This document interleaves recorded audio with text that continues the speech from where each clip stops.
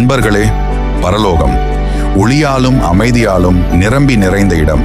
அங்கு கண்ணீர் இல்லை, துயரம் இல்லை, ஆனந்தமும் சந்தோஷமும் தான் நிலைத்து நிற்கின்றன. பொன்னான வீதிகள் பிரகாசமாக விரிகின்றன. ஒளியைப் போல திகழும் நதிகள் ஓடுகின்றன.